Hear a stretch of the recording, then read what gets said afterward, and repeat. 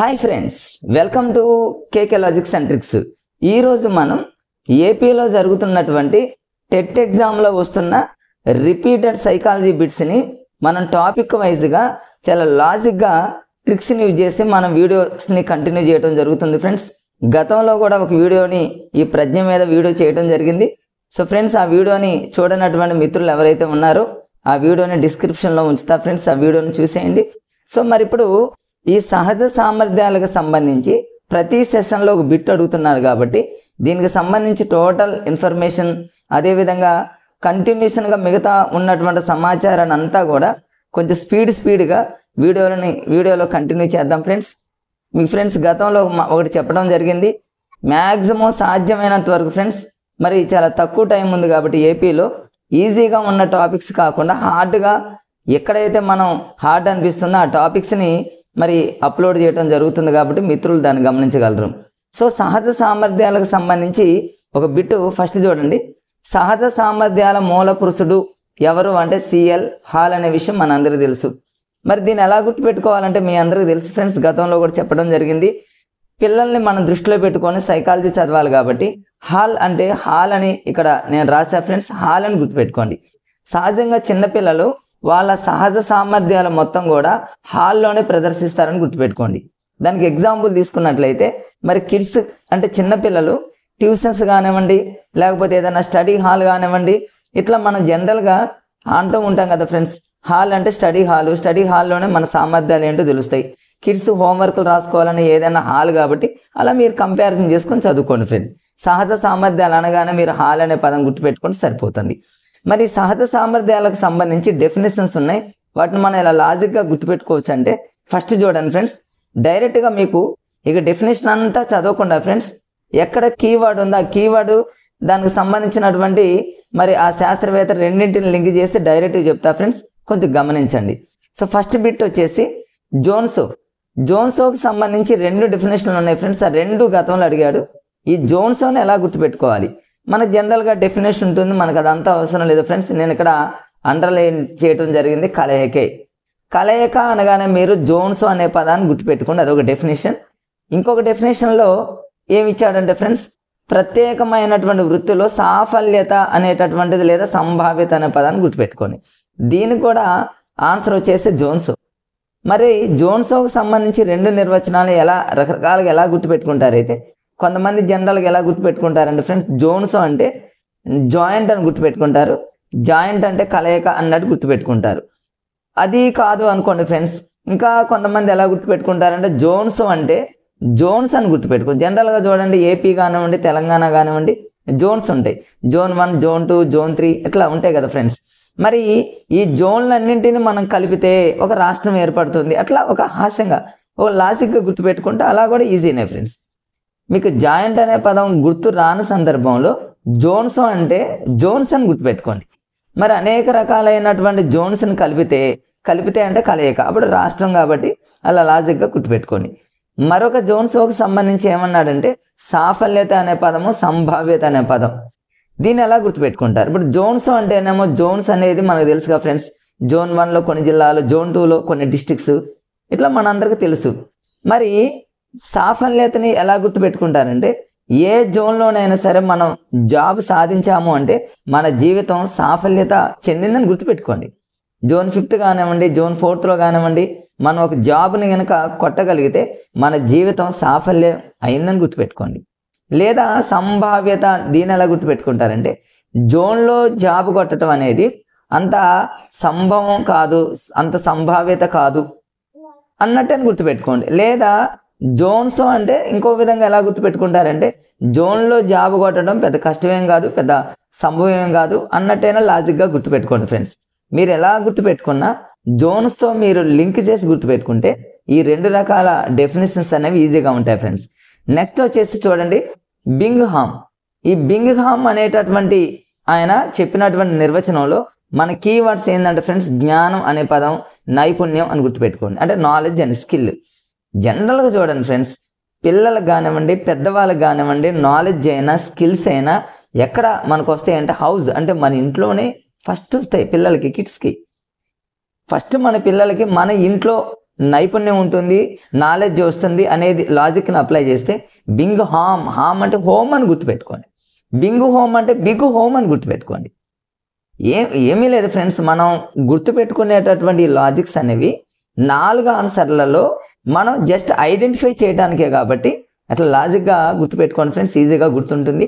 Bing home అంటే big home అని గుర్తుపెట్టుకోండి. బిగ్ హోమ్లో నాలెడ్జ్ వస్తుంది, స్కిల్స్ వస్తాయి అనేటటువంటి విషయం గుర్తుపెట్టుకోండి. నెక్స్ట్ ఫ్రెండ్స్ ఇంకొక డెఫినేషన్ ఏంటంటే ట్రాక్స్లర్. ఇది అందరికీ తెలిసిందే.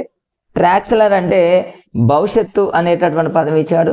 భవిష్యత్తులో ఎవరికైనా ట్యాక్స్ పడాల్సిందే, అది ఎంప్లాయ్ అయినా ఎంప్లాయ్ కాకపోయినా మనం ఏ రూపంలోనైనా భవిష్యత్తులో ట్యాక్స్ రూపంలో డబ్బులు కట్టాలనేటటువంటి లాజిక్ గుర్తుపెట్టుకుంటే ఇది అందరికీ తెలిసిందే ఫ్రెండ్స్, భవిష్యత్తులో ట్యాక్సులు కట్టాలని గుర్తుపెట్టుకోండి. నెక్స్ట్ డెఫినేషన్ ఫ్రెండ్స్ ఇక్కడ చూడండి, ఇవన్నీ సహజ సామర్థ్యాలకు సంబంధించి ప్రతి బిట్ ఇంపార్టెంట్ కాబట్టి డెఫినేషన్స్ అన్ని ఇంపార్టెంట్, లాజిక్గా గుర్తుపెట్టుకోవడానికి ట్రై చేయండి ఫ్రెండ్స్. నెక్స్ట్ సంగీతం, అదేవిధంగా యాంత్రిక పని, ఈ రెండింటిని మీరు కీవర్డ్స్గా గుర్తుపెట్టుకుంటే మనకు ఆన్సర్ వచ్చేసి ఫ్రీమన్. ఫ్రీమన్ ఏమన్నాడంటే సంగీతం అదేవిధంగా యాంత్రిక పని. ఫ్రీమన్ అంటే ఏముంది ఫ్రెండ్స్, మన మైండ్ చాలా ఫ్రీగా ఉండాలి, చాలా ప్రశాంతంగా ఉండాలంటే మంచి సాంగ్స్ వినాలి. మరి యాంత్రికం అంటే ఏంటంటే అది టేప్ రికార్డు కావచ్చు, టీవీ కావచ్చు, ఏదైనా కావచ్చు, అలా మీరు యాంత్రికమైనటువంటి వస్తువులుగా గుర్తుపెట్టుకున్నట్లయితే ఫ్రీమన్ అంటే మన మైండ్ ఫ్రీగా ఉండాలి అంటే, మన మైండ్ ఫ్రీగా ఉండాలంటే సంగీతం వినాలి, లేకపోతే యాంత్రికమైనటువంటి పనులు లేదా భాష, మీరు ఇలా లాజిక్గా గుర్తుపెట్టుకోండి, ఈజీగా ఉంటుంది ఫ్రెండ్స్. నెక్స్ట్ డెఫినేషన్ వచ్చేసి ఇవన్నీ ఇంపార్టెంట్. మాక్లీన్ అనేటటువంటి ఆయన హాన్. సరే, హాన్ మీకు గుర్తు రాకపోయినా మాక్లీన్ గుర్తుపెట్టుకోండి. మాక్లీన్ని ఎలా గుర్తుపెట్టుకుంటారంటే సామర్థ్యాలు, నైపుణ్యాలు, ఈ 2 కీవర్డ్స్. ఎగ్జామ్లో 100కి 100% ఇలానే యాజ్ ఇట్ ఈజీగా ఇస్తాడు, అక్షరం కూడా మిస్ చేయడు కాబట్టి మనం కీవర్డ్ గుర్తుపెట్టుకుంటే సరిపోతుంది ఫ్రెండ్స్, అది మనందరికీ తెలుసు. మాక్లీన్ మీరు ఎలా గుర్తుపెట్టుకుంటారంటే మార్క్స్ అని గుర్తుపెట్టుకోండి. ఎగ్జామ్లో మనకు వచ్చే మార్క్స్, ఎవరికి ఎక్కువ మార్క్స్ వస్తాయి? మంచి సామర్థ్యంతో ఎగ్జామ్ రాసిన వాళ్ళకి, మంచి నైపుణ్యంతో ఎగ్జామ్ రాసిన వాళ్ళకి మార్క్స్ వస్తాయని గుర్తుపెట్టుకోండి. ఈజీగా దాన్ని ఎవరైనా ఈజీగా గుర్తుపెట్టుకోవచ్చు ఫ్రెండ్స్.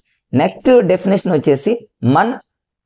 ఈ మన్ ఒకటి, తర్వాత సిఎల్ హాల్. హాల్ అంటే మన అందరికీ తెలుసు, ఫస్ట్లోనే చెప్పుకున్నాం ఫ్రెండ్స్, సహజ సామర్థ్యాలకు మూల పురుషుడు హాల్. అంటే హాల్లో పిల్లలు సహజ సామర్థ్యాన్ని ప్రదర్శిస్తారని ఈజీగా గుర్తుపెట్టుకోవచ్చు ఫ్రెండ్స్. ఇప్పుడు మన్ యొక్క డెఫినేషన్ ఎలా గుర్తుపెట్టుకోవాలి, మన్నుని ఎలా గుర్తుపెట్టుకుంటారని ఫ్రెండ్స్ చాలా ఈజీగా గుర్తుపెట్టుకోవచ్చు. చూడండి, నేను ఇవన్నీ గతంలో ఎలానే చదువుకున్నా. మన్ను అంటే మన్ను అని గుర్తుపెట్టుకోండి. మన్ను అంటే మట్టి. మట్టి చూడండి ఫ్రెండ్స్, కొంచెం మట్టి, కొంచెం ఇలా మట్టి మనం పోస్తూ ఉన్నాం అనుకోండి, ఇలా పోస్తూ ఉంటే ఈ మట్టి అనేది ఒక ఉన్నత స్థాయికి ఎదుగుతుందని గుర్తుపెట్టుకోండి. ఉన్నత స్థాయి, ఒక ప్రత్యేకమైనటువంటి విభాగంలో ఒక ఉన్నత స్థాయికి అనగానే మీరు మన్నుని గుర్తుపెట్టుకోండి. మన్ను అంటే మట్టి. మట్టిని పోస్తూ ఉంటారు పల్లెటూళ్ళల్లో, సహజంగా ఎక్కడైనా మట్టి మీద అలా పోస్తూ ఉంటే ఒక పెద్ద కుప్పలాగా తయారవుతుంది, అది ఒక ఉన్నత స్థాయికి ఎదుగుతుంది అనే లాజిక్ గుర్తుపెట్టుకుంటే చాలా ఈజీగా గుర్తుంటుంది ఫ్రెండ్స్. నెక్స్ట్ చూడండి, సిఎల్ హాల్. హాల్ అంటే మీరు ఇంతకుముందు సహజ సామర్థ్యాల మూల పురుషుల్లాగానే హాల్ని ఎలా గుర్తుపెట్టుకుంటారంటే భవిష్యత్తులో అనేటటువంటి పదాన్ని గుర్తుపెట్టుకోండి ఫ్రెండ్స్. ఇంతకుముందు భవిష్యత్తు అనేటటువంటి పదాన్ని మనం ట్రాక్స్లర్ అనే దానికి లింక్ చేసి చదువుకున్నాం ఫ్రెండ్స్. ఇక్కడ చూడండి, భవిష్యత్తుకు పనికి వచ్చి అనగానే ట్రాక్స్లర్ అని గుర్తుపెట్టుకున్నాం. ఇక్కడ భవిష్యత్తు అనేటటువంటి పదాన్ని మీరు హాల్తో జాగ్రత్తగా లింక్ చేసి గుర్తుపెట్టుకోండి ఫ్రెండ్స్. ఒక వ్యక్తి భవిష్యత్తుతో ప్రత్యేక కౌశలాన్ని అనేటటువంటి, కౌశలము అంటేనే స్కిల్స్ అని అర్థం. పిల్లలు చేతి వ్రాత కానివ్వండి, ఏదైనా సరే వాళ్ళ టాలెంట్ని ప్రదర్శించాలంటే హాల్ కాబట్టి భవిష్యత్తులో పిల్లలు మంచి టాలెంట్, మంచి కౌశల్యాన్ని, మంచి స్కిల్స్ని సాధించాలంటే అది హాలే, ఒక హాల్, స్టడీ హాల్ అని గుర్తుపెట్టుకోండి ఫ్రెండ్స్, ఈజీగా ఉంటుంది. ఇక సహజ సామర్థ్యానికి సంబంధించినటువంటి లక్షణాలు, జనరల్ పాయింట్స్, ఇవి జనరల్గా చదువుకోండి. జనరల్గా మనందరికీ తెలుసుగా ఫ్రెండ్స్, సహజ సామర్థ్యాలు అంటే ఇవి పిల్లలకు పుట్టుకతో వస్తాయి. పుట్టుకతో వచ్చి పరిసరాల ద్వారా మరి ట్రైనింగ్ ద్వారా డెవలప్ అవుతాయి కాబట్టి సహజ సామర్థ్యాలు అనగానే మనకు ఫస్ట్ మన మైండ్ సెట్లో గుర్తుండాల్సింది ఏంటంటే పిల్లలకు అవి పుట్టుకతో వస్తాయి. ఆ లాజిక్ ఒకటి మీ మైండ్లో ఉంటే ఈ పాయింట్స్ అన్నీ జనరల్గా చదువుకోవచ్చు ఫ్రెండ్స్. ఇది మరి సహజ సామర్థ్యాలకు సంబంధించినటువంటి డెఫినేషన్స్. అదేవిధంగా నెక్స్ట్ ఉంటాయి ఈ సహజ సామర్థ్యాలు 3 రకాల విద్యా సంబంధమైనవి, అవి జనరల్ పాయింట్స్ కింద మీరు చదువుకోండి, సరిపోతుంది ఫ్రెండ్స్. ఇక్కడ చూడండి, ఇక ఎగ్జామ్లో ఒకవేళ అక్కడ మిస్ అయితే అడిగాడు. మీరు అబ్జర్వ్ చేస్తూనే ఉన్నారు, ఏపీలో జరుగుతున్నటువంటి టెట్ అన్ని సెషన్లు అబ్జర్వ్ చేస్తూనే ఉన్నారు ఫ్రెండ్స్. ప్రతి సెషన్లో చూడమండి, ఇప్పుడు ఈ ప్రజ్ఞ మీద ప్రతి బిట్ వస్తూనే ఉంది.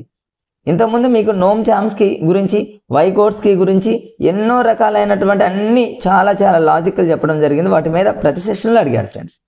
మరి ఈ ప్రజ్ఞకు సంబంధించి నెక్స్ట్ టాపిక్ చూసుకున్నట్లయితే భేదాత్మక సహజ సామర్థ్య నికష, దీన్ని DAT అంటారు ఫ్రెండ్స్. దీని మీద కన్ఫామ్గా బిట్ అడిగేటటువంటి సందర్భం ఎక్కువ ఉంది ఫ్రెండ్స్. ఇది చాలా ఇంపార్టెంట్ కాబట్టి. ఈ DAT అంటే డిఫరెన్షియల్ యాప్టిట్యూడ్ టెస్ట్. ఈ డిఫరెన్షియల్ యాప్టిట్యూడ్ టెస్ట్ని తెలుగులో ఏమని పిలుస్తారంటే ఫ్రెండ్స్, డిఫరెన్షియల్ అంటే భేదాత్మక, యాప్టిట్యూడ్ అంటేనేమో యాప్టిట్యూడ్ టెస్ట్ అంటేనేమో సహజ సామర్థ్య, అంటే భేదాత్మక సహజ సామర్థ్య నికష అని అర్థం. దీన్ని మీరు ఎలా గుర్తుపెట్టుకుంటారంటే చిన్న లాజిక్ ఒకటి చూపిస్తా ఫ్రెండ్స్. చూడండి, మీరు DAT అని ఉంది ఫ్రెండ్స్, డిఫరెన్షియల్ యాప్టిట్యూడ్ టెస్ట్. దాని తర్వాత లాస్ట్లో ఒక్క పదం రాసుకోండి ఫ్రెండ్స్. జనరల్గా మీరు ఏం చేస్తారంటే ఈ అనే పదం తగిలించండి. చూడండి, అయిపోయింది. ఇక మనం అనుకునేటటువంటి కోడ్ మనకు వచ్చేసింది ఫ్రెండ్స్. డేట్ అని గుర్తుపెట్టుకోండి. ఇక డేట్ అనగానే మీరు అన్ని పదాలు ఇందులో గుర్తొస్తాయి ఫ్రెండ్స్. చూడండి, ఇక డేట్ చూడండి, ముందు దీనికి సంబంధించి కొన్ని జనరల్ పాయింట్స్ ఉన్నవి, కొన్ని ఇంపార్టెంట్ పాయింట్స్ ఉన్నవి. మరి అవి ఏంటంటే ఫ్రెండ్స్, ఇక్కడ చూడండి, ఈ డేట్ అనేటటువంటి పదము ఏ విధంగా వచ్చింది అంటే థర్స్టన్ ప్రతిపాదించినటువంటి ప్రాథమిక మానసిక సామర్థ్యాల సిద్ధాంతం. గతంలో మీకు వీడియోలో చెప్పడం జరిగింది ఫ్రెండ్స్. ప్రాథమిక మానసిక సామర్థ్యాల సిద్ధాంతాన్ని ప్రతిపాదించింది థర్స్టన్ అని చెప్పాను. మీకు అక్కడ లాజిక్ ఏం చెప్పానంటే, థర్స్టన్ అంటే థర్డ్ క్లాస్ పిల్లలు అనగానే ప్రైమరీ మెంటల్ ఎబిలిటీస్ అని మీకు ఒక లాజిక్ అక్కడ చెప్పడం జరిగింది. ప్రాథమిక పాఠశాల అనగానే, ప్రాథమిక మానసిక సామర్థ్యాలు అనగానే మీరు థర్స్టన్ అని గుర్తుపెట్టుకోండి. దాని నుంచి వచ్చింది ఫ్రెండ్స్ ఈ డేట్. మరి ఈ డేట్ని మరి థర్స్టన్ ప్రాథమిక మానసిక సామర్థ్యాలకు మీరు ఎలా లింక్ చేసి గుర్తుపెట్టుకుంటారంటే, జనరల్గా చూడండి ఫ్రెండ్స్, థర్డ్ క్లాస్ పిల్లలు ఏం చేస్తారంటే బోర్డు మీద డేట్ వేయడానికి అప్పుడప్పుడే ప్రయత్నాలు చేస్తూ ఉంటారు. చిన్నపిల్లలు కాబట్టి బోర్డు మీద డేట్, టీచర్ క్లాస్లోకి వచ్చేసరికి డేటు వేస్తారన్నట్టు ఒక లాజిక్గా గుర్తుపెట్టుకుంటే, ఇక డేట్ అనగానే మీరు థర్స్టన్ గుర్తొస్తుంది, ప్రాథమిక మానసిక సామర్థ్యాలు, దాంతో లింక్ చేసుకుంటే అన్నీ గుర్తొస్తాయి ఫ్రెండ్స్. ఇక నెక్స్ట్ కంటిన్యూషన్లో మరి ఈ డేట్ డిఫరెన్షియల్ యాప్టిట్యూడ్ టెస్ట్ దీన్ని ప్రతిపాదించింది ఎవరు? భారతదేశంలో మరి భారతదేశంలో యూజ్ చేస్తున్నటువంటి మరి ఆ శాస్త్రవేత్త ఎవరు? ఇండియా కాకుండా జనరల్గా అయితేనేమో ఎవరు, ఇండియాలో అయితే ఎవరు? ఇవి రెండు ఇంపార్టెంట్. ఫస్ట్ మనం ఇండియా చూద్దాం ఫ్రెండ్స్. DAT అనే పదం మళ్ళీ నేను ఇక్కడే రాస్తున్నా, DAT ఈ డేట్. ఈ డేట్లో ఏ అంటే అహూజా అని గుర్తుపెట్టుకోండి. అందులోనే సాధ్యమైనంత వరకు ట్రిక్స్ అనేవి, లాజిక్స్ అనేవి ఫ్రెండ్స్ మనకున్నటువంటి ఆ ప్రశ్నలోనే, ఆ బిట్లోనే 90% మనం గుర్తుపెట్టుకోవడానికి కోడ్స్ని యూజ్ చేయండి.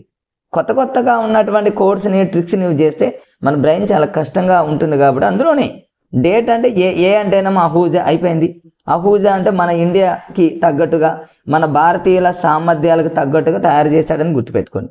ఇక జనరల్గా ఇండియా వాళ్ళకి తగ్గట్టుగా కాకుండా అసలు స్టార్టింగ్ మరి ఎవరు దీన్ని మరి ప్రవేశపెట్టడం జరిగింది, ఎవరు తయారు చేశారంటే బిన్నెట్ ఒకటి గుర్తుపెట్టుకోండి, తర్వాత 4 అని గుర్తుపెట్టుకోండి, హొరాల్డ్ 4 అని గుర్తుపెట్టుకోండి, వెస్ట్మాన్ అని గుర్తుపెట్టుకోండి, షీషోర్ అని గుర్తుపెట్టుకోండి. ఈ 4ని గుర్తుపెట్టుకోవాలంటే మరి ఇంత తక్కువ టైంలో కొత్తగా చదివేటటువంటి డిఎస్సి ఆస్పిరెంట్స్ జనరల్గా బట్టీలాగా గుర్తుపెట్టుకుంటే రేపు మర్చిపోతాం. దీన్ని ఎట్లా లాజిక్ గుర్తుపెట్టుకోవాలి, ఈజీగా గుర్తుపెట్టుకోవచ్చు ఫ్రెండ్స్. చూడండి, DAT అంటే డేట్ వేద్దాం. ఫర్ ఎగ్జాంపుల్ డేట్ నేను ఇక్కడ 4 అని రాసా. ఒక 4 అంటే 4. ఈ 4 అనేటటువంటి డేటు ఆ రోజు మండే అనుకోండి. పిల్లవాడు డేట్ అనగానే 4 అనేది గుర్తుపెట్టుకోండి. ఆ 4th డేట్ అనేది మండే అని గుర్తుపెట్టుకోండి. ఇక నీవు వచ్చేసింది చూడండి. ఇక్కడ బిన్నెట్ అంటే దాన్ని మీకు చెప్తాను, దాన్ని ఎలా గుర్తుపెట్టుకోవాలో. ఇక్కడ చూడండి, హొరాల్డ్ 4 అన్నాడు. 4 అంటే 4ఏ ఆ డేట్లో అందులోనే ఉందిగా ఫ్రెండ్స్. షీషోర్ అన్నాడు. షోరు 4 ఈ రెండు చూడండి ప్రొనౌన్సియేషన్ ఒకేలా పలుకుతున్నాయి. షీషోర్ అన్న, హొరాల్డ్ 4 అన్న, 4 షోర్ అలా గుర్తుపెట్టుకోండి. తర్వాత వచ్చేసి నెక్స్ట్ మధ్యలో ఇంకొక అతను ఉన్నాడు ఫ్రెండ్స్. అతను వెస్ట్మాన్. మాన్ అంటే మండే. ఇంతకుముందు మీకు మండే అనేటటువంటి పదాన్ని రాసా కాబట్టి మండే అంటే 4 తర్వాత షీషోర్ తర్వాత మండే అంటే నా మాన్ అని గుర్తుపెట్టుకోండి. ఇకపోతే బిన్నెట్ అనేటటువంటి పదాన్ని గుర్తుపెట్టుకోవాలి. దీన్ని ఎట్లా గుర్తుపెట్టుకుంటారంటే డేట్ అనే పదాన్ని మీకు ఇంతకుముందు రాశాను ఫ్రెండ్స్, DATE రాశాను. ఇంకొక లెటర్ హైఫన్ పెట్టి బి అనే పదం పెట్టుకోండి. ఆల్టర్నేట్లో చూడండి ఏ ఉంది, బి మిస్ అయింది కాబట్టి బి రాశాను నేను, ఇక మిగతా అవసరం లేదు. అంటే ఆల్టర్నేట్లో ఏ తర్వాత బి రాశా. బి అంటే బిన్నెట్ అనేటటువంటి పదాన్ని మీరు గుర్తుపెట్టుకుంటే వీళ్ళ నలుగురు మరి నలుగురు శాస్త్రవేత్తలు ఈ DAT అనేటటువంటి సిద్ధాంతాన్ని మరి తయారు చేయడం జరిగింది అనేటటువంటి విషయం మనకు ఈజీగా గుర్తొచ్చింది ఫ్రెండ్స్. నెక్స్ట్ చూద్దాం. మరి ఈ పరీక్ష అనేది ఎన్ని సంవత్సరాల పిల్లలకి దీన్ని ఎక్కువగా యూజ్ చేస్తారు అనే, మరి ఈ DAT అనేటటువంటి డేట్ అనేటటువంటి ఈ పరీక్షని ఎన్ని సంవత్సరాల పిల్లలకి దీన్ని యూజ్ చేస్తారని గతంలో చాలాసార్లు అడిగాడు ఫ్రెండ్స్. దీన్ని మీరు ఈజీగా మరి 8 నుంచి 12 సంవత్సరాలు అనేటటువంటి ఈ డేట్ని ఈజీగా మనం క్యాచ్ చేయొచ్చు. దానికి ఒక లాజిక్ ఉంది ఫ్రెండ్స్. ఎలా చూడండి, మనం చూద్దాం. డేట్ అంటే DATE అని మనం ఆల్రెడీ రాసాము. హైఫన్ పెట్టి బి అనే పదం పెడితే బిన్నెట్ అనేటటువంటి అన్నీ వచ్చేస్తున్నాయి. ఏ అంటేనేమో అహూజా వస్తుంది, ఓకే నాన్న. ఏ అంటేనేమో అహూజా వస్తుంది, బి అంటేనేమో బిన్నెట్ వస్తుంది, అన్నీ వచ్చేస్తాయి. ఇప్పుడు మనకు 8 to 12 అనేటటువంటి చిన్న ఇయర్ని ఈ డేట్లోనే మనం క్యాచ్ చేయొచ్చు, అందులోనే గుర్తుపడతాం. ఎలా చూడండి, ఈ డీని జస్ట్ మీరు ఏం చేస్తారండి ఫ్రెండ్స్, ఇంకొక డీగా కలపండి. అంటే డబల్ డీ చేశాను నేను. ఇప్పుడు ఎలా ఉందో చూడండి, ఇది 8 లాగా కనిపిస్తుందిగా ఫ్రెండ్స్. డీని ఏం చేశానంటే ఇంకొక డీని యాడ్ చేస్తే బి అయింది. లేదా బిన్నెట్లో బీని మధ్యలో కట్ చేసినా కూడా 8. మీరు ఎట్లాగని గుర్తుపెట్టుకోండి ఫ్రెండ్స్, మీకు ఈజీగా గుర్తుండటం కోసం. మరి 12 ఎలా గుర్తుపెట్టుకుంటారు? 12ను కూడా ఎలా గుర్తుపెట్టుకుంటారంటే మళ్ళీ చూడండి, ఇక్కడ రాస్తాను DATE డేట్ అని హైఫన్ పెట్టి బి పెట్టాను. 12 ఎలా గుర్తుపెట్టుకుంటారు? 12ను కూడా ఈ డీని నేను ఇంతకుముందు ఏం చేశానంటే ఫ్రెండ్స్, మరి ఇట్లా బి లాగా చేశా కాబట్టి ఫస్ట్ దాన్ని లాస్ట్ పదాన్ని, ఫస్ట్ వాడు లాస్ట్ వాడిని కలిపితే 12 వచ్చింది చూడండి. ఇదేమో 8, డీని బి లాగా చేస్తే ఇక్కడ 8 వచ్చింది, ఇక్కడ 8 వచ్చింది ఫ్రెండ్స్. ఇట్లా మీరు సారీ ఫ్రెండ్స్ ఇలా కాదు దీన్ని గుర్తుపెట్టుకునేటటువంటి లాజిక్. మరొకసారి చూడండి, డేట్ అని రాయండి, హైఫన్ పెట్టి బి పెట్టేసేయండి. మనకు 8, 12 అనేటటువంటి ఈ ఇయర్స్ని ఎలా గుర్తుపెట్టుకుంటామంటే డి అంటేనేమో మనం ఏం చేస్తామంటే ఫ్రెండ్స్ జస్ట్ యాడ్ చేస్తే ఇది 8 అంటే 8 ఈజ్ ఓవర్ అయిపోయింది. 12ని ఎలా గుర్తుపెట్టుకుంటారంటే టీ దగ్గర నుంచి రండి. టీ అంటే 20 జనరల్గా ఫ్రెండ్స్, మీరు 20 అనుకోకుండా టీ ఫర్ 12 అనుకోండి. జస్ట్ సైకాలజీలో మనం బిట్స్ని ఇయర్స్ని గుర్తుపెట్టుకోవడానికి కొన్ని టెక్నిక్స్ అనమాట. First letter third letter friends. డీని మీరు జస్ట్ అలా కింద ఇంకొక డి రాస్తే 8 అయింది. టీ అంటేనేమో 20 కాదు ఫ్రెండ్స్, టీ అంటే 12 అని గుర్తుపెట్టుకోండి. 12 అంటే అప్పుడు ఇది 8 ఇది 12. జనరల్గా ఒక 2-3 టైమ్స్ అలా మన మైండ్లో అనుకున్నాం అనుకోండి ఫ్రెండ్స్. డేట్ అనగానే మీరు మరి ఇక్కడ 8-12 టీ ఫర్ 12 అనుకోండి. ఈజీగా ఆ ఇయర్ని గుర్తుపెట్టుకునేటటువంటి మార్గం కూడా చాలా ఈజీగా ఉంటుంది ఫ్రెండ్స్. మరి ఈ డేట్కి సంబంధించినటువంటి బిట్స్లో అత్యధిక సార్లు ఎక్కువ సార్లు బిట్స్ వచ్చినటువంటి టాపిక్ ఏంటంటే ఫ్రెండ్స్, ఈ డేట్కి సంబంధించి భేదాత్మక సహజ సామర్థ్య నికషలకు సంబంధించి మరి ఉన్నటువంటి మొత్తం ఉప పరీక్షలన్నీ, ఆ ఉప పరీక్షలకు సంబంధించి బిట్స్ చాలాసార్లు అడిగాడు ఫ్రెండ్స్. మరి వాటిని మనం ఎలా గుర్తుపెట్టుకోవాలి? ఇది చాలా ఈజీ. ఎలా గుర్తుపెట్టుకుంటారని ఫ్రెండ్స్, ప్రతిదీ జాగ్రత్తగా చూడండి. మీకు ఒక చిన్న లాజిక్ చెప్తాను, నేను ఇక్కడ ఆల్రెడీ రాశాను. నేను దీనికి చెప్పడానికి ముందు చూడండి, జనరల్గా సరే మనందరికీ తెలిసినటువంటి విషయమే ఫ్రెండ్స్, మహాత్మా గాంధీ గారు, ఎంజీ అంటే మహాత్మా గాంధీ. మహాత్మా గాంధీ గారు మరి ఏది చేసినా, ఎక్కడ పర్యటన చేసినా కూడా చేసినటువంటి కార్యక్రమాలన్నింటినీ కూడా డేట్తో సహా అంటే డేట్ అని గుర్తుపెట్టు, ప్రతి డేట్తో సహా బుక్లో రాసుకునేవాడు అనే లాజిక్ని మీ మైండ్లో ఉంచుకుంటే ఫ్రెండ్స్ చాలా ఈజీగా వస్తుంది. ఇప్పుడు డేట్ అనగానే డిఫరెన్షియల్ యాప్టిట్యూడ్ టెస్ట్ అనగానే మీకు మహాత్మా గాంధీ గుర్తొస్తే, మహాత్మా గాంధీ గారు SSC ఎగ్జామ్ రాయడానికి ఆ రోజుల్లో మరోసారి మీకు చూపిస్తా చూడండి ఫ్రెండ్స్. ఇక్కడ మహాత్మా గాంధీ గారు ఎంజీ అంటే SSC ఎగ్జామ్ రాయటానికి వ్యాన్లో వెళ్ళారని గుర్తుపెట్టుకోండి. ఏదో ఒక హాస్యంగా ఫ్రెండ్స్, మహాత్మా గాంధీ గారు SSC ఎగ్జామ్ రాయటానికి వ్యాన్లో వెళ్ళారు అనే విషయం గుర్తుపెట్టుకుంటే, దీన్ని డేట్తో ఎలా లింక్ చేసుకుంటారంటే మహాత్మా గాంధీ గారు ప్రతిరోజు కూడా డైరీలో డేట్తో సహా వేసుకుంటారని ఒక లాజిక్. జస్ట్ అట్లా దేంతో మరి కన్ఫ్యూజ్ కాకుండా ఉండటానికి లింక్గా గుర్తుపెట్టుకుంటే ఫ్రెండ్స్ మనం అన్నీ ఈజీగా ఆన్సర్లు చేసేయచ్చు. ఇప్పుడు చూడండి, మహాత్మా గాంధీజీ అంటే ఎంజీ, SSC, వ్యాన్ అనే పదాన్ని మనం గుర్తుపెట్టుకుంటే చూడండి అన్నీ ఇక్కడే వచ్చేస్తానే. చూడండి ఫ్రెండ్స్, వి ఫార్ ఇక్కడ చూడండి, వి అంటే ఏమో వర్బల్ రీజనింగ్, వర్బల్ అంటేనేమో శాబ్దిక వివేచనం అని అర్థం. తర్వాత ఎన్ అంటేనేమో వ్యాన్లో విఏఎన్ అంటాం కాబట్టి ఫ్రెండ్స్ ఎన్ అంటేనేమో న్యూమరికల్ ఎబిలిటీస్ అంటే సంఖ్యా సామర్థ్యం. ఏ అంటేనేమో ఇక్కడ ఏ అంటే తెలుగులోనే గుర్తుపెట్టుకోండి, ఏ అంటే అమూర్త వివేచనం. అబ్స్ట్రాక్ట్ రీజనింగ్ గుర్తుకు రానప్పుడు ఏ ఫర్ అమూర్త వివేచనం అని గుర్తుపెట్టుకోండి, వ్యాన్ అనేటటువంటి పదం అయిపోయింది. నెక్స్ట్ ఎస్ అంటే ఫ్రెండ్స్ ఇక్కడ ఎస్ అంటే తెలుగులోనే గుర్తుపెట్టుకోండి స్థాన సంబంధాలని. తర్వాత ఎం అంటే మహాత్మా గాంధీజీలో ఎం అంటే మెకానిక్ అని గుర్తుపెట్టుకోండి, మెకానికల్ రీజనింగ్. తర్వాత ఎస్ఎస్సిలో సి అంటేనేమో క్లెరికల్ అని గుర్తుపెట్టుకోండి, గుమస్త సామర్థ్యం. తర్వాత చూడండి ఫ్రెండ్స్ కంటిన్యూషన్లో ఎస్ అంటేనేమో ఎస్ఎస్సిలో ఎస్ అంటేనేమో స్పెల్లింగ్ అని గుర్తుపెట్టుకోండి. మహాత్మా గాంధీజీ ఎంజీలో జీ అంటేనేమో గ్రామర్ అని గుర్తుపెట్టుకోండి. చూడండి ఫ్రెండ్స్, మహాత్మా గాంధీ గారు ప్రతిరోజు డేట్తో సహా అంటే డేట్ డిఫరెన్షియల్ యాప్టిట్యూడ్ టెస్ట్, ఒకవేళ ఇంగ్లీష్లో కాకుండా భేదాత్మక సహజ సామర్థ్య పరీక్ష అన్నాడు. మీకు డేట్ అనే పదం గుర్తుకు రానప్పుడు మహాత్మా గాంధీ గారు ఏది చేసినా కూడా డిఫరెంట్గా చేస్తారు, చాలా భేదంగా అంటే డిఫరెంట్గా చేస్తారని గుర్తుపెట్టుకోండి. మీరు ఎలాగైనా ఫ్రెండ్స్ ఎంజీ మహాత్మా గాంధీ గారు ఎస్ఎస్సి ఎగ్జామ్ రాయడానికి వ్యాన్లో వెళ్ళారు, డేటుని ప్రతిరోజు డేట్ని రాస్తారు నోట్స్లో అని మీరు లాజిక్గా గుర్తుపెట్టుకుంటే ఈ 8 పాయింట్లు మీకు ఈజీగా గుర్తొస్తాయి ఫ్రెండ్స్. అది ఒకటి గుర్తుపెట్టుకోండి. కొంచెం నెక్స్ట్ వచ్చేసి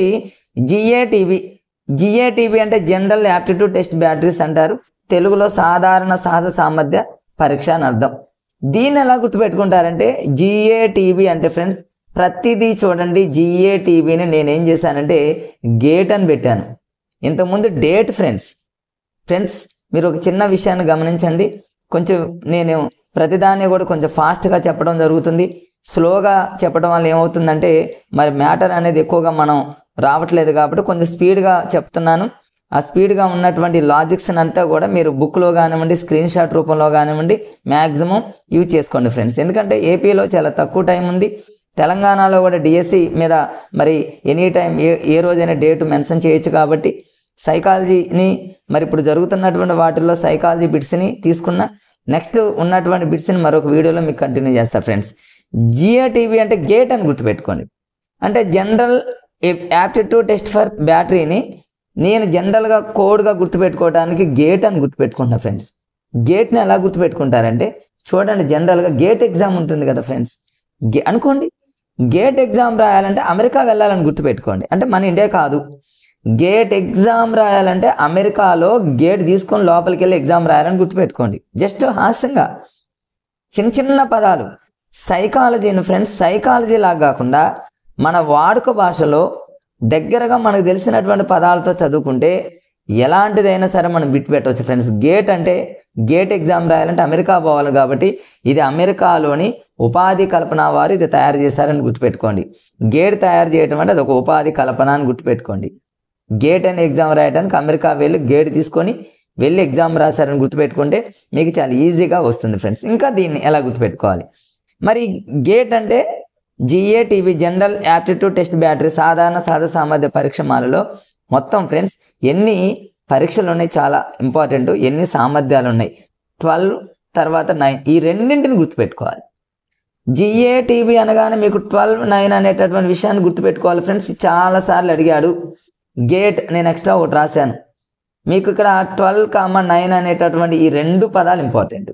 ఎన్ని పరీక్షలు ఉన్నాయి, ఎన్ని సామర్థ్యాలు ఉన్నాయి. పరీక్షలు 12 ఉన్నాయి, 12 ఉన్నాయి, సామర్థ్యాలు 9. దీన్ని ఎలా గుర్తుపెట్టుకోవాలి? చాలా ఈజీగా ఇంతకుముందే చెప్పాగా ఫ్రెండ్స్, టీ ఫర్ 20 కాదు, టీ ఫర్ 12 అనుకోండి అంతే. మీకు ఎక్కడ కనిపించినా టీ ఫర్ 12 అనుకోండి. గేట్లో టీ ఉంది కాబట్టి 12 అనుకోండి. నెక్స్ట్ వచ్చేసి 9 అనే పదాన్ని ఎలా గుర్తుపెట్టుకోవాలంటే ఇది చూడండి, అంతకుముందు మరొకసారి చూడండి ఫ్రెండ్స్, ఆల్రెడీ జిఏటిబి అని వాడే ఇచ్చాడు, అంటే జనరల్ యాప్టిట్యూడ్ టెస్ట్ బ్యాటరీ అన్నాడు. జీ ఫర్ మన అందరికీ తెలుసుగా ఫ్రెండ్స్, జీ అంటేనేమో 7, ఇలా జీ రాస్తాం కదా ఫ్రెండ్స్, ఇది 7 లాస్ట్లో 2 ఉంది. 7 + 2 మన అందరికీ తెలుసు ఫ్రెండ్స్. 7 + 2 ఎంత అంటే ఫ్రెండ్స్ 9, అంటే 9 సామర్థ్యాలు ఉన్నాయి. ఇంతకుముందు నేను టీ ఫర్ 12 అన్నా కాబట్టి 12 పరీక్షలు ఉన్నాయని గుర్తుపెట్టుకోండి. మనకు ఒక చిన్న లాజిక్ అనమాట. ఇట్లాంటివి ఏంటంటే సెకండ్లలో ఆన్సర్ పెట్టేటువంటి టెక్నిక్స్ కష్టం కూడా అనిపించదు. మరి ఆ 9 రకాల సామర్థ్యాన్ని కూడా చాలా లాజిక్గా నేను చెప్తాను. మరి చాలామంది చాలా రకాలుగా కొన్ని కొండ గుర్తులతో ఫస్ట్ అక్షరాలతో డిఫరెంట్గా చదువుతూ ఉంటారు. అంత కష్టంగా ఉండకూడదు ఫ్రెండ్స్. ఇప్పుడు నేను మీకు చెప్పేటటువంటి లాజిక్ చూడండి, మన పరిసరాలకు తగ్గట్టు ఉండాలి కోడ్స్ అంటే. ఇప్పుడు నేను GATE గేట్ అని రాశాగా ఫ్రెండ్స్, జనరల్గా చూడండి, జనరల్గా మళ్ళీ ఇక్కడ నేను రాస్తున్నాను చూడండి ఫ్రెండ్స్, GATE గేట్ అనేటటువంటి పదాన్నే మీరు కోడ్గా తీసుకోండి. గేట్ చూడండి ఫ్రెండ్స్, గేటుని పిల్లలు కానివ్వండి, పెద్దవాళ్ళు కానివ్వండి, మనం దేంతోనైనా కొట్టామనుకోండి, ఒక ఐరన్ వస్తువుతో శబ్దాలు వస్తాయని గుర్తుపెట్టుకోండి. శాబ్దిక అంతే, దానికి పెద్దగా ఓ ఇది అని మొదటి అక్షరాలు ఇవన్నీ అవసరం లేదు, శబ్దాలు వస్తాయని గుర్తుపెట్టుకోండి. సైకాలజీ లాగా కాకుండా మనం ఓవరాల్గా. తర్వాత సంఖ్య అంటే గేటుకు చూడండి ఫ్రెండ్స్, మధ్యలో సువ్వలు ఉంటాయి, అంటే కొన్ని మరి జాయింట్ చేస్తారు, ఐరన్ ముక్కలు ఉంటాయి. వాటిని ఏం చేస్తామంటే ఎన్నో ఉంటాయి, ఎన్నో లెక్క పెడతా ఉంటారు పిల్లలు, అంటే ఒక 9 రకాలైన సువ్వలు ఉన్నాయి ఇట్లా, అంటే సంఖ్యా సామర్థ్యం. నెక్స్ట్ వచ్చేసి ప్రాదేశిక సామర్థ్యాన్ని ఎలా గుర్తుపెట్టుకుంటారంటే, గేట్ అనేది ఒక్కొక్క ప్రదేశానికి ఒక్కొక్క రకంగా తయారు చేస్తారు. కొంచెం తక్కువ స్పేస్ ఉందనుకోండి ఫ్రెండ్స్, చిన్న గేటు, అట్లా హాస్యంగా అనమాట. ప్రాదేశిక సంబంధం అంటే ప్రదేశం అని గుర్తుపెట్టుకోండి. గేటును తయారు చేయడానికి యజమాని ఎప్పుడు రాదు ఫ్రెండ్స్, తన గుమ్మస్తా వస్తాడు. యజమాని ఏమి రాడు, తన గుమ్మస్తాను మోపుతాడు పెట్టుకోండి. గేటు యొక్క ఆకారం, ఆ గేటు యొక్క ఆకారం అది మనం తనకి ఎలా అనిపిస్తే మనకి ఎలా అనిపిస్తే అలా చేస్తాడని గుర్తుపెట్టుకోండి. మరి ఈ గేటుని చేయాలంటే చలన సమన్వయం ఉండాలి, కండర వ్యవస్థ ఉండాలి, స్కిల్స్ ఉండాలి అని గుర్తుపెట్టుకోండి. చేతి నైపుణ్యం కూడా ఉండాలని గుర్తుపెట్టుకోండి. హస్త నైపుణ్యం ఉండాలని గుర్తుపెట్టుకోండి ఫ్రెండ్స్. మరి మంచి నాలెడ్జ్ ఉండాలని గుర్తుపెట్టుకోండి. చూడండి, ప్రతిదాన్ని మీరు గేట్ అనే పదంతో గుర్తుపెట్టుకుంటే ఎంత ఈజీగా ఉంది ఫ్రెండ్స్. T/12 అని గుర్తుపెట్టుకోండి. ఇంతకుముందు కూడా నేను T/12 అని చెప్పాను. అంటే 12 రకాల పరీక్షలు, 9 సామర్థ్యాలను ఎలా గుర్తుపెట్టుకుంటారు. ఇక్కడ ఆల్రెడీ B ఇచ్చింది కాబట్టి G/7, ఇది B. 7 + 2 ఎంత అంటే ఫ్రెండ్స్ 9 సామర్థ్యాలు. ఈ గేట్ యొక్క సామర్థ్యాలు అనుకున్నాను. గేటును మన మైండ్లో పెట్టుకుంటే ఇక మనకు మొదటి అక్షరాలు అవసరం లేదు, దానికి వెరైటీ కూడా అవసరం లేదు. ఇంతకుముందు డేట్ అనేది మహాత్మా గాంధీ గారు డేట్తో లింక్ చేసుకుంటే మీరు దాన్ని ఈజీగా, మహాత్మా గాంధీజీ గారు SSC ఎగ్జామ్ రాయటానికి వ్యాన్లో వెళ్ళారు. ఏముంది ఫ్రెండ్స్, చాలా ఈజీగా గుర్తుపెట్టుకుంటే ఎగ్జామ్లో మనకి మార్క్స్ ఈజీగా వస్తాయి ఫ్రెండ్స్. తర్వాత వచ్చేసి ఇంకొంతమంది అంగుళీ నైపుణ్యం ఫ్రెండ్స్, ఇక్కడ చెప్పలేదా. అంగుళీ నైపుణ్యం అంటే చేతి నైపుణ్యాలు, మన వేళ యొక్క నైపుణ్యాలు గేట్ తయారు చేసేటప్పుడు అలా గుర్తుపెట్టుకోండి ఫ్రెండ్స్. నెక్స్ట్ వచ్చేసి PMA, ప్రతిదానికి ఒక లాజిక్ ఉంటుంది ఫ్రెండ్స్, చాలా ఈజీ. PMA అంటే గతంలోనే నేను చెప్పడం జరిగింది. P అంటే ఏమో primary mental abilities. Primary class అనగానే మీకు 3rd క్లాస్ అని గుర్తుపెట్టుకుంటే థర్డ్ స్టాండ్ అంతే. 3rd క్లాస్ పిల్లల యొక్క సామర్థ్యాలు గతంలోనే, వాళ్ళు ఏడుస్తూ ఉంటారు కాబట్టి 7, 3rd క్లాస్ పిల్లలు ఏడుస్తూ ఉంటారు 7, అట్లా గుర్తుపెట్టుకోండి. ఇక 3rd క్లాస్ పిల్లలకి సంఖ్యలు వస్తాయి, అట్లా అంతకుముందు పదాలు బాగా వస్తాయి, శబ్దాలు. చూడండి ఫ్రెండ్స్, జనరల్గా మనం ఇట్లా లాజిక్గా మనం ఈజీగా గుర్తుపెట్టుకోవచ్చు ఫ్రెండ్స్ ఇట్లా. ఇక కంటిన్యూషన్లో ఫ్రెండ్స్ ఈ టాపిక్ మీద మెయిన్గా మీరు అబ్జర్వ్ చేయండి ఫ్రెండ్స్. 27వ తారీఖు నుంచి 27th నుంచి ఆంధ్రప్రదేశ్లో జరుగుతున్నటువంటి ప్రతి సెషన్లో సైకాలజీలో బిట్ వచ్చిందండి ఫ్రెండ్స్. మీరు నిన్నటి వరకు ఈ రోజు వరకు ఎరిక్సన్ మీద బిట్ లేకుండా లేదు. ఎరిక్సన్ మనోసాంఘిక వికాస సిద్ధాంతం బాగా అడుగుతున్నాడు. సో దీన్ని మీరు ఈ ఎరిక్సన్ మనోసాంఘిక వికాస సిద్ధాంతానికి సంబంధించిన 8 దశల్ని మీ మైండ్లో చాలా పర్ఫెక్ట్గా ఉంచుకోండి ఫ్రెండ్స్. ఎందుకంటే మళ్ళీ మీకు ఎగ్జామ్లో మళ్ళీ డిఎస్ఎల్ అడుగుతాడు. ఇది తెలంగాణలో కూడా 100 బిట్స్ అడుగుతాడు కాబట్టి చాలా ఈజీగా ఈ టాపిక్ని మీరు మర్చిపోకుండా దీన్ని చదువుకోవాలి. దీన్ని మీరు మరి సీనియర్ ఆస్పిరెంట్స్ చాలా రకాలుగా చాలామంది సైకాలజీ అనగానే డిఎడ్ కానివ్వండి, బిఎడ్ కానివ్వండి, వాళ్ళు ట్రైనింగ్ చేసేటప్పుడు మరి దాన్ని ఆ బుక్ని నమిలి పారేస్తూ ఉంటారు. చాలాగా ఏమీ లేదు, ఒక్కొక్క పేజీని ఒక 100 సార్లు అనమాట. సైకాలజీని ఇప్పుడు నేను చెప్తున్నటువంటి విధానంలో నేర్చుకుంటే ఫ్రెండ్స్ అన్నిసార్లు అవసరంలా, మనం ఒక్కసారి చదివినా ఫ్రెండ్స్ అది మనం లైఫ్ లాంగ్ గుర్తుపెట్టుకునేటట్టు ఉండాలి, ఈజీ అన్నట్టు ఉండాలి, ఎగ్జామ్లో బిట్స్ సాధించేటట్టు ఉండాలి ఫ్రెండ్స్. అట్లా మీరు చదువుకోండి. ఇప్పుడు చూడండి, ఎరిక్సన్కి సంబంధించి మనోసాంఘిక వికాస సిద్ధాంతం అనగానే 8 గుర్తుపెట్టుకోవాలి. నేను సహజంగా డిఎడ్ చేసేటప్పుడు డిఎడ్ అంటే డైట్లో డిఎడ్ చేయడం జరిగింది ఫ్రెండ్స్. నేను డైట్లో అంటే ఖమ్మం డైట్లో చేయడం జరిగింది. నేను చేసేటప్పుడు నేను చదివేటప్పుడు కూడా ఎరిక్సన్ అనగానే 8 ఎరిక్సన్ మనోసాంఘిక వికాస దశలు 8 అని ఒక 10 సార్లు అలా చదివి ఆ సైకాలజీ బుక్ని నమిలి పారేశాం. కానీ కొన్ని రోజుల తర్వాత 8 గుర్తుకు రాలేదు నాకు. 8 గుర్తుకు రాక 8, 9, 12 అనే విషయం కన్ఫ్యూజ్ వచ్చి మరి అవనగడ్డ కోచింగ్ తీసుకునేటప్పుడే ఫ్రెండ్స్ చాలామంది డిఫరెంట్ మెథడ్ని యూజ్ చేయటం వల్ల అప్పుడు నాకు అనిపించింది నేను చదివిన విధానం ఓకే బాగానే ఉందిలే కానీ అది చాలా కష్టంగా ఉంది, ఈజీగా నేర్చుకునే పద్ధతులు ఏమైనా ఉన్నాయని ఆ రోజు నుంచిగా ఈ ట్రిక్స్ మీద దృష్టి పెట్టడం జరిగింది ఫ్రెండ్స్ 2006 డిఎస్సి నుంచి. సో ఫ్రెండ్స్ మీకు ప్రతి వీడియోలో అవన్నీ చెప్తా ఉన్నా, ఇప్పుడు మనకు టైం వేస్ట్ అదంతా చెప్పండి. నేను ఇప్పుడు చూడండి ఎరిక్సన్ అనగానే ఎరిక్ అనంగులోని ఏ అనే పదం రాస్తాం ఫ్రెండ్స్ ఇంగ్లీష్లో.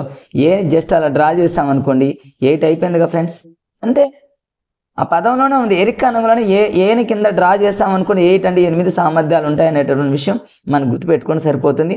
ఇక ఎరిక్సన్ మనోసాంఘిక వికాసం దీన్ని కూడా ఎలా గుర్తుపెట్టుకోవాలి ఇప్పుడు చూడండి. ఎగ్జామ్లో ఎరిక్సన్ అనేటటువంటి ఆయన ఒక శాస్త్రవేత్త, వాడు జనరల్గా బిట్ అడిగితే మనోసాంఘిక వికాస సిద్ధాంత పితామహుడు, మనోసాంఘిక వికాస సిద్ధాంతాన్ని ప్రతిపాదించింది ఎవరు అని అడుగుతాడు.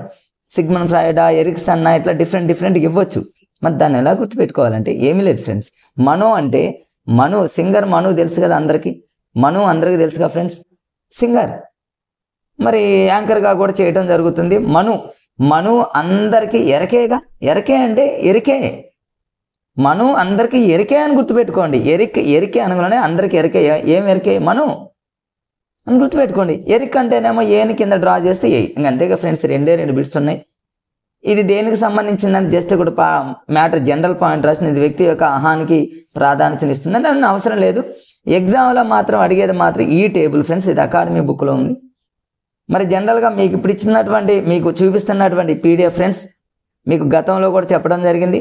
ఇది మా గురువు గారు రాసినటువంటి మరి జంగం సారు మా గురువు గారు. నేను ఎందుకు చెప్తున్నా అంటే మాకు డిఎస్సి అవనగడ్డ డిఎస్సిలో మాకు అద్భుతంగా చెప్పడం జరిగింది. సరే ఇప్పుడు ఆన్లైన్లోకి రావచ్చు, కానీ గతంలో ఆఫ్లైన్లో నేను సార్ దగ్గరుండి నేర్చుకున్నా. చాలా రోజులు సార్ దగ్గర నుంచి ఎన్నో లాజిక్లు నేను నేర్చుకున్నా. కాబట్టి ఫ్రెండ్స్ సార్ బుక్ని నేను పీడిఎఫ్గా తీసి చెప్తా ఉన్నాను, ఎందుకంటే కామెంట్స్ రూపంలో ఇది ఏ బుక్ అనేటటువంటి అడిగే అవకాశం ఉంటుంది కాబట్టి. రైట్, చూడండి ఫ్రెండ్స్ ఇక్కడ చూద్దాం. మరి 8 రకాల అయినటువంటి దశలను ఎలా గుర్తుపెట్టుకోవాలి, చాలా ఈజీ.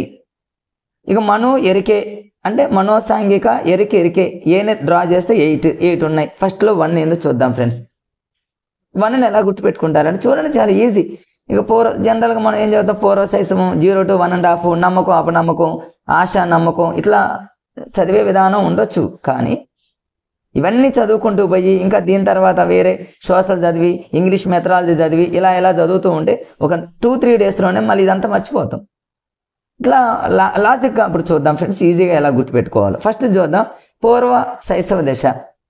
పూర్వ శైశవ అనగానే మీరు ఏం గుర్తుపెట్టుకుంటారు ఫ్రెండ్స్, డైరెక్ట్గా నేను టాపిక్లోకి వెళ్తున్నా.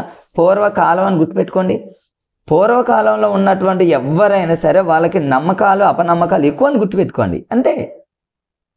అంటే మను అని గుర్తుపెట్టుకోండి. ఇప్పుడు సింగర్ యాంకర్ మను పూర్వకాలంలో మనిషి అనుకోండి, జస్ట్ హాస్యంగా, ఆయన అందరికీ ఎరకే. మరి ఆయన అనగానే మీకు పూర్వకాలంలో మనిషి కాబట్టి ఫస్ట్ పాయింట్ పూర్వ శైశవం. పూర్వకాలంలో ఉన్నటువంటి వాళ్ళు ఎవరైనా సరే నమ్మకాలు అపనమ్మకాలు ఎక్కువ అని గుర్తుపెట్టుకోండి. మరి 0 to 1.5 ఎలా గుర్తుపెట్టుకుంటారు చూడండి ఫ్రెండ్స్, జూమ్ చేశాను నేను. 0 to 1.5 ఎలా నేర్చుకుంటామంటే పూర్వకాలంలో ఉన్నటువంటి వాళ్ళకి ఏమీ తెలియదని గుర్తుపెట్టుకోండి. అంటే 0 అని గుర్తుపెట్టుకోండి, ఏమీ తెలియదని గుర్తుపెట్టుకోండి. వాళ్ళ నాలెడ్జ్ కూడా ఎలా ఉంటుంది అంటే హాఫ్ ఉంటుంది అని గుర్తుపెట్టుకోండి. 1.5, 1 తర్వాత 2 ఉండదు, 1.5 హాఫ్ అన్నట్టు గుర్తుపెట్టు. చూడండి ఫ్రెండ్స్, పూర్వకాలంలో ఉన్న వాళ్ళకి నమ్మకాలు అపనమ్మకాలు ఎక్కువ, వాళ్ళకి ఏమీ తెలియదు కాబట్టి 0, అంతా హాఫ్లు ఉంటాయని. ఇది హాస్యంగా ఫ్రెండ్స్, పూర్వకాలంలో ఉన్న వాళ్ళకి ఏమి తెలియదని కాదు, ఒక హాస్యంగా మనకు బిట్టు రావడానికి మనం పడేటటువంటి తపనే ఫ్రెండ్స్. దీన్ని వేరే విధంగా భావించకండి ఫ్రెండ్స్. మరి రెండవది పూర్వ శైశవం అనగానే మీకంగా మరి ఉత్తర శైశవం అనేది ఆటోమేటిక్గా వస్తుంది మన నోటికి. మరి ఉత్తర శైశవాన్ని ఎలా గుర్తుపెట్టుకుంటారంటే ఉత్తరం అని గుర్తుపెట్టుకోండి ఫ్రెండ్స్. Letter, post letter. ఉత్తరాలు ఎవరైనా చూడండి ఫ్రెండ్స్ స్వయంగా రాస్తారు, ఏదైనా సందేహం లేకుండా రాస్తారని గుర్తుపెట్టుకోండి. మరి దీన్ని ఎలా గుర్తుపెట్టుకుంటారంటే 1.5, 3ని ఎలా గుర్తుపెట్టుకుంటారు ఫ్రెండ్స్. ఉత్తరాన్ని రాసేటప్పుడు స్టార్టింగ్లో మనం హాఫ్ రాస్తాం, మిడిమిడి జ్ఞానంతో రాస్తాం స్టార్టింగ్లో, అంటే 1.5. తర్వాత కొంచెం మన బ్రెయిన్ మెచ్యూర్డ్ అయిన తర్వాత కంప్లీట్ చేస్తాం. 1.5కి డబల్ 3 అని గుర్తుపెట్టుకోండి, అంతే ఫ్రెండ్స్. దీనిగా టైం అనేది ఎక్కువగా మీరు తీసుకోని అవసరం లేదు ఫ్రెండ్స్. స్వయంగా సందేహంగా అనగానే ఉత్తరం అని గుర్తుపెట్టుకోండి. నమ్మకాలు అపనమ్మకాలు అనగా పూర్వకాలంలో అని గుర్తుపెట్టుకోండి, అంతే ఫ్రెండ్స్. మూడవది క్రీడా దశ. క్రీడ అనగానే సహజంగా పిల్లలు క్రీడలు ఆడేటప్పుడు ఏం చేస్తారండి ఫ్రెండ్స్, చొరవ చూపుతారు. నేను ఆడతాను చొరవ చూపుతారు. ఏదైనా దెబ్బ తగిలినప్పుడు అరే ఎందుకు అనవసరంగా తప్పు చేస్తాను చూడండి, ఇది జనరల్ పాయింట్, ఇది ఎవరికైనా తెలుస్తుంది. దీనికి ఏమీ లాజిక్ ఏం అవసరం లేదు ఫ్రెండ్స్. కానీ దీన్ని 3 to 6 ఎలా గుర్తుపెట్టుకోవాలంటే, ఇక క్రీడ అంటే పిల్లవాడు పాఠశాలలో చేరేటటువంటి దశ. పాఠశాలలో చేరే దశ ఫ్రెండ్స్ ఇప్పటి వరకు 5+ ఉండేది. కానీ ఎన్ఈపి 2020లో 6+ అని చెప్తుంది ఫ్రెండ్స్. కొంతమంది ఫ్రెండ్స్ కామెంట్స్లో మరి ఎన్ఈపి 2020 గురించి వీడియో చేయమంటున్నారు. జస్ట్ ఒక 1 or 2 డేస్లోనే దానికి సంబంధించి ఖచ్చితంగా ఒక వీడియో చేస్తా. ఎందుకంటే ఫ్రెండ్స్ ప్రతి సెషన్లో కూడా దాని మీద 2020 మీద బిట్ అడుగుతున్నాడు కాబట్టి కన్ఫామ్గా దాని మీద మరి బిట్ పడుతుంది కాబట్టి దాన్ని కూడా ఒక 2-3 డేస్లోనే ఆ వీడియో చేస్తా ఫ్రెండ్స్. ఇప్పుడు చూడండి, ఇక 3-2 అనగానే 3 to 6 అని గుర్తుపెట్టుకోండి ఫ్రెండ్స్. ఇట్లా అంటే ఫస్ట్ 3ని ఎలా గుర్తుపెట్టుకుంటారంటే, 3ని మరి అంగన్వాడీలో కూడా అక్కడ నుంచి స్టార్ట్ చేయండి. అంగన్వాడీ పాఠశాల దగ్గర నుంచి స్కూల్లో స్టార్ట్ అయ్యే వయసు అంటే 6 వరకు పిల్లలు మరి చొరవ చూపుతూ ఉంటారు, తప్పులు చేస్తే తప్పు. ఇది జనరల్గా పాయింట్ కాబట్టి ఇది ఏం అవసరం లేదు. నెక్స్ట్ ఇక పోతే ఫ్రెండ్స్ పాఠశాల దశ, ఇది స్కూల్కి వచ్చిన తర్వాత అని గుర్తుపెట్టుకోండి ఫ్రెండ్స్. ఇది క్రీడా దశ అంటే మనం అలా గుర్తుపెట్టుకోండిగా. ఏది ఒక 3 అంటే అంగన్వాడీ పాఠశాల అంటే 5+ అంటే ఇంకా అంగన్వాడీ పాఠశాల అని గుర్తుపెట్టుకోండి. స్కూల్కి రాకముందని గుర్తుపెట్టుకోండి ఫ్రెండ్స్. 6+ అంటే ఇక స్కూల్లోకి వచ్చాడని గుర్తుపెట్టుకోండి. స్కూల్లోకి వచ్చిన తర్వాత పిల్లలు ఏం చేస్తారంటే ఇక కష్టపడుతూ ఉంటారు, శ్రమిస్తారు, వాళ్ళలో న్యూనతా భావాలు పెరుగుతాయి. ఈ 2 పాయింట్స్ జనరల్ పాయింట్స్ కాబట్టి ఎవరికైనా తెలుస్తాయి. దీనికి లాజిక్ ఏం అవసరం లేదు. ఫస్ట్ది రెండోది కొంచెం కన్ఫ్యూజ్ కాబట్టి దానికి ఒక లాజిక్ చెప్పా. క్రీడ అంటేనేమో 6 లోపు వాళ్ళకి సంబంధించిన లక్షణం గుర్తుంటుంది. స్కూల్లోకి వస్తే పిల్లలు చేసే అన్ని శ్రమించడం, కష్టపడటం ఇవన్నీ మనకు తెలుసు ఫ్రెండ్స్, గుర్తుపెట్టుకో. ఇక్కడ నుంచి బిట్టుపడే అవకాశం ఉంది. అవేమి జనరల్ పాయింట్స్ లాగా ఉన్నాయి కాబట్టి ఎగ్జామ్లో అడగడు. అడిగితే నాకు తెలిసి ఫ్రెండ్స్, అడిగితే కౌమార దశ కంటే కూడా పూర్వ వయోజన దశ, మధ్య వయోజన దశ, పరిపక్వ దశ 3 ఇంపార్టెంట్. దీని మీదనే గతంలో అడిగాడు, మొన్న సెషన్లలో కూడా అడిగాడు. కౌమార వనగులను గుర్తుపెట్టుకున్న ఇది కూడా ఫ్రెండ్స్. కౌమార వనగులను పాత్ర గుర్తింపు, పాత్ర సందిగ్ధం మనందరికి జనరల్గా ఫస్ట్ నుంచి తెలుసు. అంటే పాత్ర గుర్తింపు అంటే కౌమారలో ఏం చేస్తారంటే క్లాస్లో నన్ను గుర్తించాలని హెయిర్ స్టైల్ మార్చడం, స్టైల్గా ఉండటం వాళ్ళ గుర్తింపు కోసం. లేదా అది కూడా గుర్తు రావట్లేదు సైకాలజీలో అన్నప్పుడు, బయాలజీలో కూడా గుర్తు రానప్పుడు కౌమార్ అంటే కౌ అని గుర్తుపెట్టుకోండి. కౌ అంటే ఆవు పాలని పాత్రలో పోస్తారని గుర్తుపెట్టుకోండి. పాలు తీసేటప్పుడు పాత్రలో పోస్తారని గుర్తుపెట్టుకోండి. అట్లని గుర్తుపెట్టుకోండి ఫ్రెండ్స్. ఇది 12 to 20 అని గుర్తుపెట్టుకోండి ఫ్రెండ్స్. ఇది జనరల్గా ఏంటంటే టీనేజ్ ఏజ్ అంటే కౌమారానంగులు అంటే టీనేజ్ అని గుర్తుపెట్టుకుంటారు ఫ్రెండ్స్. టీనేజ్ అంటే టీ కదా, ఇంతకుముందే చెప్పాక ఫ్రెండ్స్. టీ ఫర్ 12 అని గుర్తుపెట్టుకోండి అంతే. టీ వచ్చిందంటే 12 అనే పదం గుర్తొస్తే టీనేజ్ అనగలో 12 అని గుర్తుపెట్టుకోండి. 12 అనగలోనే 20 అనేటటువంటి విషయం మీకు ఆటోమేటిక్గా గుర్తొస్తుంది ఫ్రెండ్స్. ఇకపోతే మధ్య వయోజన దశ ఫ్రెండ్స్. దీన్ని ఎలా గుర్తుపెట్టుకోవాలి? మధ్యమ వయోజన దశను ఎలా గుర్తుపెట్టుకుంటారంటే చాలా ఈజీ. మరి దీన్ని పూర్వ వయోజన దశను గుర్తుపెట్టుకోవాలి. దీన్ని ఎలా గుర్తుపెట్టుకుంటారు? పూర్వ వయోజన దశను అంటే పూర్వకాలంలో ఉన్నటువంటి వయోజన దశ అని గుర్తుపెట్టుకోండి ఫ్రెండ్స్. జనరల్గా చూడండి, పూర్వకాలంలో ఉన్న వయోజనులు అందరితో సాన్నిహితంగా ఉంటారు, లేకపోతే ఏకాంతంగా ఉంటారు. ఎవరినైనా చూడండి అనుకోండి, పూర్వకాలంలో ఉన్నటువంటి వయోజనులు అంటే పెద్దవాళ్ళు అందరితో సాన్నిహితంగా ఉంటారు, ఏకాంతంగా ఉంటారని గుర్తుపెట్టుకోండి. మరి వాళ్ళు వ్యక్తులను పూజిస్తారని గుర్తుపెట్టుకోండి. చూడండి, పెద్దవాళ్ళని చిన్నపిల్లలు గౌరవిస్తారు, పూజిస్తారు. తండ్రుల్ని కొడుకులు పూజిస్తారు, కూతులు పూజిస్తారు, గౌరవిస్తారు. కాబట్టి అట్లా లాజిక్గా గుర్తుపెట్టుకోండి. పూర్వకాలంలో పూర్వ వయోజన దశ అంటే పూర్వకాలంలో ఉన్నటువంటి వయోజనులు సాన్నిహితంగా ఉంటారు, ఏకాంతంగా ఉంటారు అనేటటువంటి లాజిక్ని గుర్తుపెట్టుకోండి ఫ్రెండ్స్. దీన్ని మీరు ఎలా గుర్తుపెట్టుకుంటారంటే 12 to 30, 20 to 30 ఫ్రెండ్స్. దీని ఇయర్ని ఎలా గుర్తుపెట్టుకుంటారంటే చాలా ఈజీ ఫ్రెండ్స్. 20, 30 అంటే రెండు చూడండి పక్కనే ఉన్నాయని గుర్తుపెట్టుకోండి. మరి పూర్వకాలంలో ఉన్నటువంటి వయోజనులు ఎవరైనా సరే పక్కనే ఉంటారు, దగ్గర ఉంటారు, గ్రూపులుగా ఉంటారు. ఈ రోజుల్లో లాగా కాదుగా ఫ్రెండ్స్, ఆ రోజులు అందరూ కలిసిమెలిసి ఉంటారు. కాబట్టి పూర్వకాలంలో ఉన్నటువంటి వయోజనులు పక్కనే ఉంటారు కాబట్టి 20, 30 అని గుర్తుపెట్టుకోండి. చాలా ఈజీగా గుర్తుపెట్టుకోవచ్చు ఫ్రెండ్స్. ఎగ్జామ్లో వ్యక్తి పూజ అనే దాని మీద బిట్ అడిగాడు ఫ్రెండ్స్. వ్యక్తి పూజ అంటే పూర్వకాలంలో ఉన్నటువంటి వయోజనులను గుర్తుపెట్టుకోండి. సాన్నిహిత్యం, ఏకాంతం అని గుర్తుపెట్టుకోండి. పక్కనే ఉంటారు కాబట్టి 20, 30 అని గుర్తుపెట్టుకోండి. ఇక ఎగ్జామ్లో ఇంకా ఇంపార్టెంట్ ఏంటంటే ఫ్రెండ్స్, మధ్య వయోజన దశ. This is very important friends. చాలాసార్లు మీరు ప్రీవియస్ బిట్లలో చూడండి, ఎక్కువగా అడిగినటువంటి బిట్ ఏంటంటే ఫ్రెండ్స్, ప్రస్తుతం సమాజం ఎవరి వల్ల బ్రతుకుతుంది, ప్రస్తుతం సమాజం ఎవరి వల్ల అభివృద్ధి చెందుతుంది, ఎన్నోసార్లు అడిగాడు. ఉత్పాదకత స్తబ్దత అని ఎవరు, 30 to 60 ఎవరిది, మధ్య వయోజన దశ కాలం చాలాసార్లు అడిగాడు. దీన్ని ఈజీగా గుర్తుపెట్టుకోవచ్చు. మధ్య వయోజన దశకి మీరు ఎలా గుర్తుపెట్టుకుంటారంటే మద్యం అని గుర్తుపెట్టుకోండి ఫ్రెండ్స్. మద్యం అంటే సారా, గుడుంబ. ఇప్పుడు చూడండి, మధ్య వయోజన దశ అనగానే మీకు మీ మైండ్లో ఆటోమేటిక్గా నేను చెప్పకుండానే మీకు ఒక లాజిక్ వచ్చేసింది. మద్యము అంటే సారా, గుడుంబ, డ్రింక్ అని అర్థం. ఈ డ్రింక్ తాగే వాళ్ళని బట్టే ప్రభుత్వాలు నడుస్తున్నాయి, సమాజం నడుస్తుంది అని మీరు గుర్తుపెట్టుకోండి. ప్రస్తుతం సమాజం ఎవరి వల్ల నడుస్తుందంటే మద్యం. అంటే గవర్నమెంట్ కానివ్వండి, ఏదైనా సరే మనం అలా లాజిక్గా హాస్యంగా గుర్తుపెట్టుకుంటే ఫ్రెండ్స్, మీరు మధ్య వయోజన దశ అనగానే మద్యం అనగానే మీరు ఏమని గుర్తుపెట్టుకుంటారు? ఉత్పాదకత స్తబ్దత అంటేనేమో మద్యాన్ని ఉత్పత్తి చేయటం. మద్యం తాగిన వల్ల స్తబ్దంగా ఉంటారు, సైలెంట్గా ఉంటారు. ఇక మీకు అన్ని లాజిక్స్ వచ్చేస్తాయి. మీకు ఆ ఒక్క వాడు మీకు మీ మైండ్ సెట్కి వస్తే చాలు ఫ్రెండ్స్. ఇక 30, 60లో 60 అని గుర్తుపెట్టుకోండి. 60 అంటే ఏం లేదు ఫ్రెండ్స్, మీరు 6లు కొడతారని గుర్తుపెట్టుకోండి. డ్రింక్ చేసిన వాళ్ళు 6లు కొడతారంటే 6 అని గుర్తుపెట్టుకోండి. 60 దాంట్లో హాఫ్ అంటేనేమో 30, అంతే. ఇట్లా మరి వాళ్ళకు ఇప్పుడు మద్యం తాగిన వాళ్ళకు చూడండి ఫ్రెండ్స్, కంపల్సరీగా సంరక్షణ అవసరం. ఎందుకంటే వాళ్ళు ఎక్కడ పడతారో తెలియదు కాబట్టి మీరు సంరక్షణ అనేటటువంటి పదాన్ని గుర్తుపెట్టుకోండి. సమాజం అనేది ఎవరి వల్ల బ్రతుకుతుంది అంటేనేమో మద్యం, గుడుంబ, డ్రింక్ చేసే వాళ్ళని గుర్తుపెట్టుకోండి. వ్యక్తి పూజ అనగానే పూర్వకాలంలో వయోజనులను గుర్తుపెట్టుకోండి, పక్కన గుర్తుపెట్టుకోండి, 6లు కొడతారని గుర్తుపెట్టుకోండి. అన్ని లాజిక్స్ చాలా ఈజీగా ఉండే లాజిక్స్తో మీరు నేర్చుకోండి ఫ్రెండ్స్. ఫైనల్గా వచ్చేసి 8th one పరిపక్వ దశ. ఇక పరిపక్వ దశ అనంలోనే మనకు షష్టి పూర్తిలాగా ఫ్రెండ్స్ 60 years ఎబో.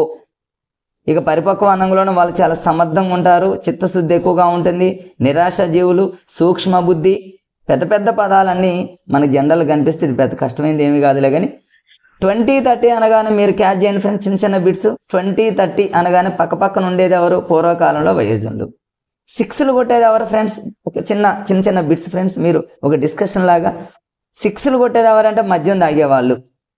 మరి వ్యక్తి పూజ అని ఎవరిని మనం పిలుస్తాం? ఏ దశను పిలుస్తాం? వ్యక్తి పూజ అంటే వయోజనలో, అంటే పూర్వకాలంలో ఉన్నటువంటి వయోజనులు, ఆ టైంలో ఉన్నటువంటి పెద్దవాళ్ళు పూజిస్తారు అని గుర్తుపెట్టుకోండి. ఎవరి వల్ల సమాజం నడుస్తుంది, ఎవరి వల్ల సమాజం అభివృద్ధి చెందుతుందంటే మద్యం తాగేవాళ్ళని గుర్తుపెట్టుకోండి. అట్లా మరి ఇట్లా మీరు ప్రతిదీ చాలా ఈజీగా. టీనేజ్ అనగానే మీకు ఇంతకుముందు కౌమారంలో టీ అంటేనేమో 12 అని గుర్తుపెట్టుకోండి. పాత్ర గుర్తింపు అంటే పాత్ర అనగానే మీకు కౌ అంటే ఆవు, పాలు, పాత్ర, ఆవు, పాత్ర. మీరు ఎట్లయినా లాజిక్గా గుర్తుపెట్టుకోండి ఫ్రెండ్స్. ఇప్పుడు మీకు చెప్పినటువంటి లాజిక్స్ అన్నీ మరి చూడండి ఫ్రెండ్స్, ఇవన్నీ ఇక్కడ ఉన్నాయి. సాధ్యమైనంత వరకు వీడియోను చూస్తున్నప్పుడే, ఇక టైం లేదు కాబట్టి ఫ్రెండ్స్, వీడియోను చూస్తున్నప్పుడే మీరు అప్పటికప్పుడే మీరు అండర్లైన్ చేసుకోవడానికి ట్రై చేయండి, లేకపోతే స్క్రీన్ షాట్ అనేది తీసుకోండి. మీరు అట్లా మరి ఎందుకంటే చాలా తక్కువ టైం ఉంది కాబట్టి ఫ్రెండ్స్, ప్రతి సెకండ్ కూడా డిఎస్సి అనేటటువంటి ఆలోచనతోనే ఉంటారు కాబట్టి మరి నేను ఎక్కడ వేరే విషయాలు ఏమీ చెప్పకుండా ఫాస్ట్గా చెప్పడం జరుగుతుంది కాబట్టి ఫ్రెండ్స్, ఇప్పుడే ఫ్రెండ్స్ నా వీడియోని చూస్తున్నటువంటి డిఎస్సి మిత్రులు ఎవరైతే ఉన్నారో సబ్స్క్రైబ్ చేసుకోండి. అదేవిధంగా ఫ్రెండ్స్ అందరికి షేర్ చేయండి ఫ్రెండ్స్. ఇప్పుడు ఎవరికైనా షేర్ చేశాము అంటే మనల్ని లైఫ్లో మర్చిపోరు ఫ్రెండ్స్. ఒక్క బిట్టే మన లైఫ్ను మారుస్తుంది కాబట్టి అదేవిధంగా నా వీడియోని చూస్తున్నటువంటి మిత్రులంతా కూడా లైక్ చేయండి ఫ్రెండ్స్. మరొక వీడియోతో వెంటనే మీ ముందుకు వస్తా. అప్పటిదాకా ఉంటా. Okay, bye friends.